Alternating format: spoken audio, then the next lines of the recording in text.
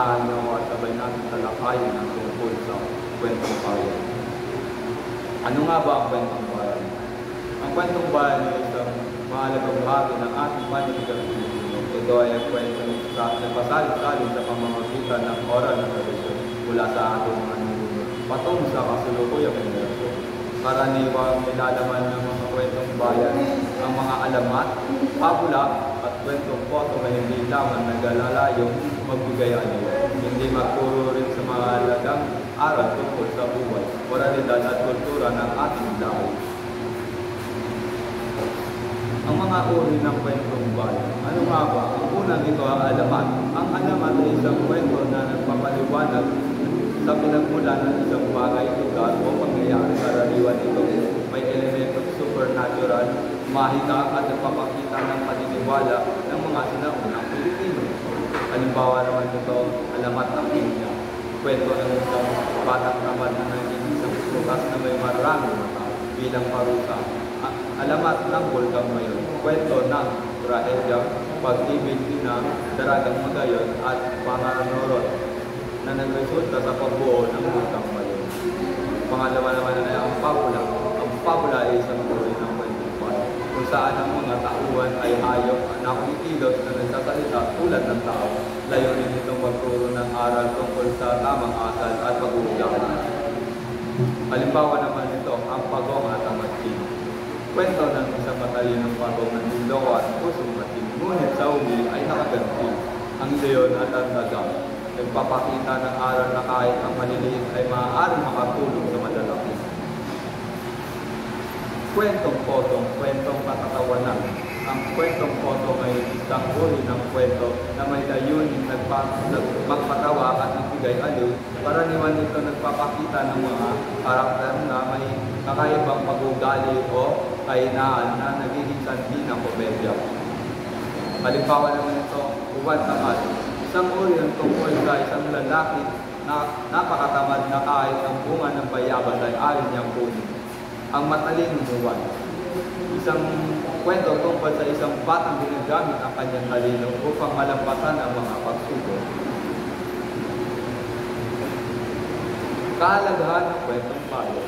Nagpapalaganap ng kultura ang kwentong bayan. Nagpapakita ng paniniwala, tradisyon, at kaugalian ng mga sinaunang Pilipino na tuturo ng mabuting asal.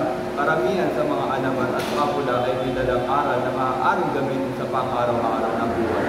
Nagpapaliwanag ng natural na phenomena sa kawalan ng siyentipiko paliwanag noong unang panahon.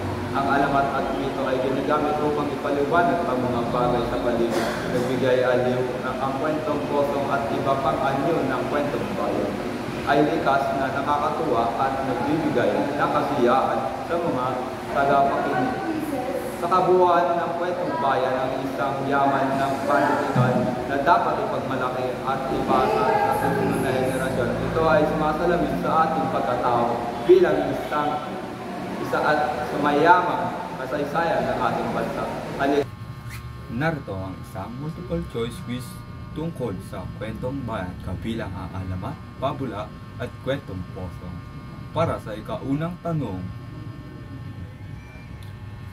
ano ang pangunahing layunin ng isang pabula?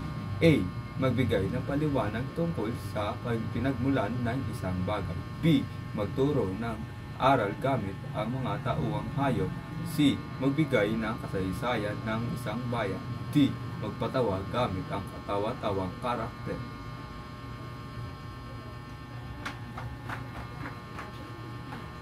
Kung ang sagot mo ay B, tama kayo. Magturo ng aral gamit ang mga tauhang hayop.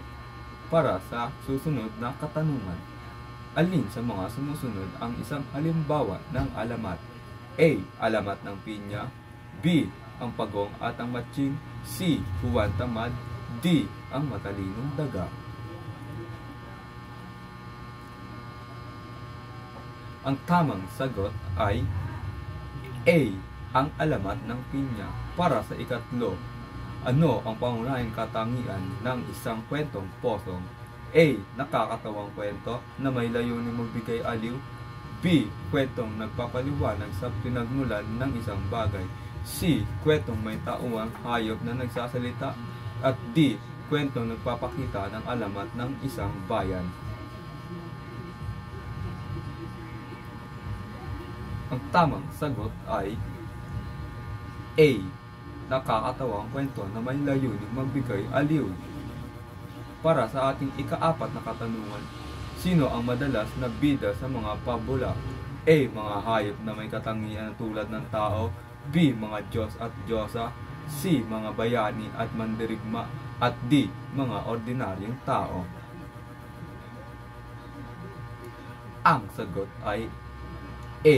Mga hayop na may katangiang tulad ng tao. Para sa ating ikahuling katanungan, alin sa mga sumusunod ang nagpapakita ng isang kwentong bayan? A. Kwento tungkol sa pinagmulan ng isang bulaklak. B. Balita tungkol sa isang politiko. C.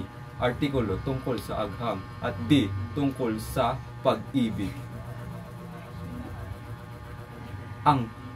Kung ang sagot mo ay A, tama ka. Kwento tungkol sa pinagmulan ng isang bulaklak. At para naman sa karagdagang gawain na aking ginawa gamit ang Canva. Kopyahin lamang ang link nito upang makapunta kayo sa gawain. At para pa sa isang gawain na aking nilikha gamit ang word wall, i-scan lamang ang QR code nito upang masagutan ang gawain na iyon. At para naman sa huling gawain na aking ginawa ulit sa Canva, kopyahin lamang ulit ang link na ito upang mabuksan. Maraming salamat po.